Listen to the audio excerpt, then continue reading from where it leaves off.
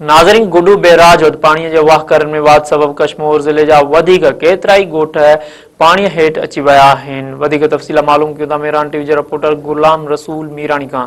जी गुलाम रसूल, वधीक कहिड़ा तफ़सील आहिनि?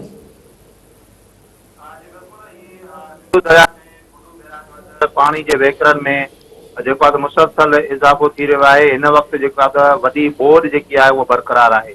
पानी जे वेकरन में इज़ाफ़ो थी वञण जे करे जेका कचे जा जेके वधीक केतिरा ई इलाइक़ा जेके आहिनि उहे पाणी हेठि अची विया आहिनि। इलाइक़े वासियुनि जी जेकी मुश्किलात आहे उन्हनि में बि जेको आहे इज़ाफ़ो थींदो पियो वञे।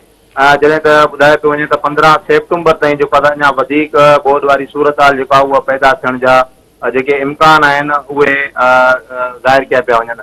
हिन वक़्तु जेको आहे कंदरकोट जे कचे वारे इलाइक़े सिंधू दरियावर जेको आहे त कंदरकोट घोटकी पुल जो जिते तामीराती कमु हले पियो, उते जेको आहे त जेको पुल जी बचाव जे लाइ जेको आरजी बंदि जेको लॻल हुयो, उन बंदि खे जेको आहे त 200 फुट खां वधीक जेको गारो आहे उहो पइजी वियो आहे।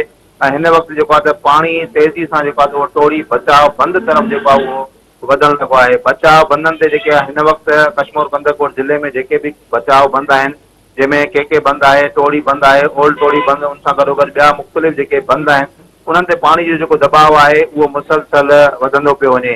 जॾहिं त हिन वक़्तु जेको आहे त गुडू बैराज में जेकी पाणी में जेको इज़ाफ़ो थिए पियो उन में तक़रीबन हिन वक़्तु पाणी जी जेकी पोज़ीशन आहे उहा तक़रीबन 6,12,269 क्यूसिक जेकी आहे उहा रिकॉर्ड कई वई आहे। जॾहिं त पाणी जो जेको हेठां जेको वेकिरो आहे उहो 5,82,942 क्यूसिक जेको आहे उहो रिकॉर्ड कयो आहे।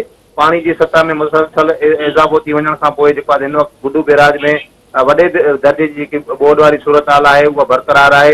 ऐं गुज़िरियल जेको आहे 24 कलाकनि में गुडू बैराज वटि जेको आहे 67,611 क्यूसिक जेको आहे उहो पाणी में इज़ाफ़ो थियो आहे। गुडू बैराज वटि जेको आहे ईंदड़ 24 कलाकनि में जेको आहे वधीक पाणी जी सतह में जेको आहे इज़ाफ़े थियण जा जेके इम्कान आहिनि उहे ज़ाहिर कया पिया वञनि। जी गुलाम रसूल, जी मेहरबानी।